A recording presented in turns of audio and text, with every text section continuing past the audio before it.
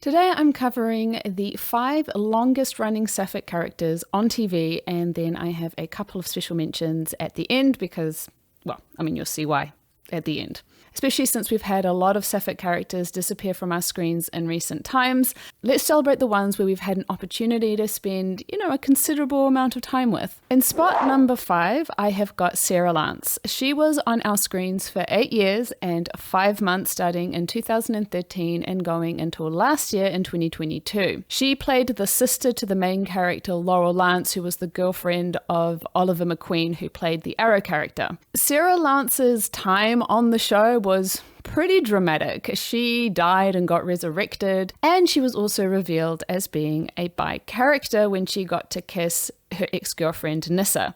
After dying and being resurrected and losing her soul, getting it back, she then got recruited to be a legend on the show Legends of Tomorrow, thus doing a bit of a crossover. At first she was just an ensemble character, but she eventually graduated into being a captain for the Legends. The Legends were a group of misfit people who had special powers, but who were people whose lives were not going to impact the time continuum in any particular way. This then allowed them to rove through the timeline, fixing anachronisms, things that were out of place in the timeline, and putting them back to the way that they ought to be. And in the process, we get to see the character of Sara Lance sort of, healing herself from all of the trauma that she'd experienced prior to coming on the show. We also get to see her being a bisexual badass. She has some trysts with women and men as well along the way.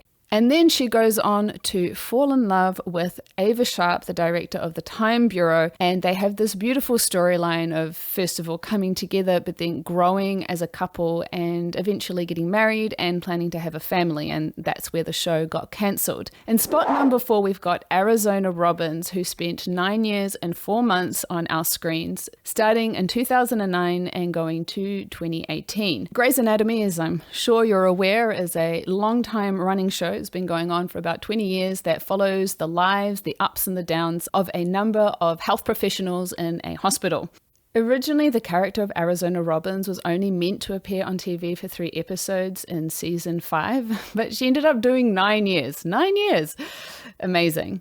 And I have a feeling, I didn't see anything written about this, but I have a feeling that Shonda was looking to see whether or not Arizona and Callie Torres would have chemistry. Because apparently the reason why Erica Hahn and Callie Torres didn't end up making it was because she didn't like the chemistry between the two. So I have a sneaking suspicion she brought on the character of Arizona Robbins for 3 episodes just to test it out, and she liked what she saw. Arizona Robbins was also a fan favorite for the time that she was on screen, and she obviously ended up in one of the most visible long-term sapphic couples on TV, along with obviously Callie Torres, who is my number 3, who was on screen for 11 years from 2006 to 2016. Originally, Callie was brought on as a love interest in season 2. It was actually actor Sarah Ramirez, who is bi and non-binary, who suggested that Callie have a genuine storyline to explore whether or not she was bisexual. Shonda, who was already aware that Sarah was bi,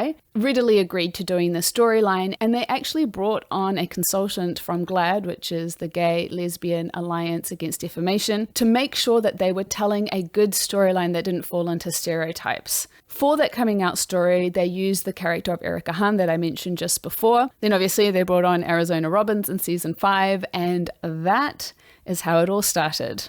In spot number 2, I have the character of Nicole Miller, who appears on Shortland Street. She's been on the show for 13 years and counting. I talked about Shortland Street in my recent video, link in the title card. Shortland Street is a long-running show. It's been going on for about 30 years, which follows the ups and downs of health professionals at a hospital called Shortland Street in New Zealand, Auckland. The character of Nicole Miller was originally brought on as a love interest for the lesbian character of Maya Jeffries, who spent 7 years on the show. And while she's had many love affairs with both men and women since, one of whom is going to be one of the special mentions at the end of this video, she is currently in a long-term relationship with a character called Maeve Mullins, and they've just been going through some stuff. One of the reasons why I think Nicole has been such an enduring character on the show is because she's bisexual. You know, these shows, soaps, are often about who's hooking up with who. She's been able to hook up with a lot of different characters, both male and female.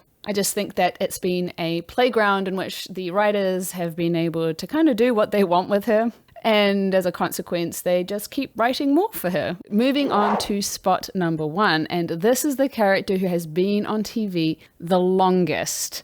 It is Bianca Montgomery from All My Children. This is not even a close call. She was on when she was born. Like, the character was born on screen on the 8th of February, 1988, and we follow her for the next 23 years. She was pretty much continuously present throughout that time. She was the daughter of the notorious character of Erica Kane, very, very popular on the show. She was what in soap world is called souraised. Souraised stands for soap opera rapid aging syndrome, which is this thing where characters would disappear off screen for a period of time, and when they came back they would be older and recast with a different actor. This was done often with the children of soap opera characters so that they could then start to, join into the crazy weird happenings that were going on screen. So anyway, Bianca was souraised to be 16, even though she should have been 12. And with that souraising, she was then given a coming out storyline in 2000. This character, like Arizona Robbins, was a fan favorite, and I read that the creator of All My Children, Agnes Nixon, said that this story, the seed for it, had been planted in 1947. Can you believe that? That's quite a germination process. What happened in 1947? Well, she had someone come out to her, and as a consequence, she tried to, in 1983, to do a coming out storyline, but that only lasted for 2 months, and from what I read, she wasn't happy with it. So she decided to do a bit of a reset with the character of Bianca, and it was hugely successful. Bianca then went on to have lots of different storylines with a number of different women over the years. So before you go, I've got a few special mentions to make. First up, I've got Mariah Copeland from The Young and the Restless. She's been on the show since 2014 and counting. The reason why I'm putting her into the special mentions is because she doesn't have her coming out storyline until 2017, where she fell in love with Tess Porter. They've been in a relationship since 2018. They're now married and having a family.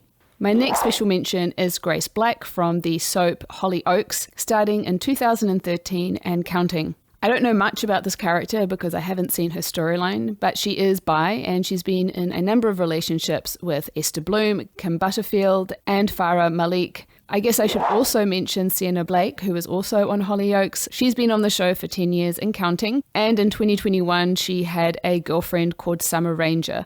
Again, don't know anything much about that relationship, and it looks like she only had relationships with men up until that point. But who knows, maybe she's queer now.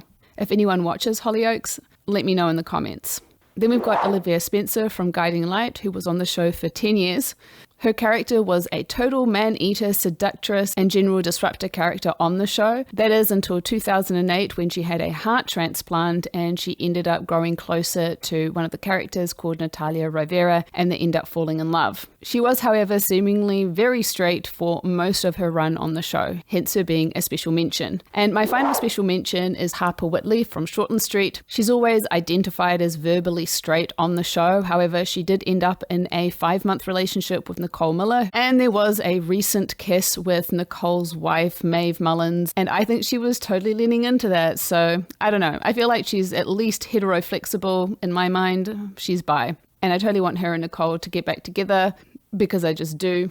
I think that each of the characters that I've mentioned have been so important in helping to normalize and also provide that continuous representation so that younger queer people have something to see visibly. Some of these shows were shows that were on television daily. Some of them, like Grey's Anatomy, have had such a huge reach, not just within America, but internationally. If you know of any other characters that have been on shows for similar or longer periods of time, let me know in the comments.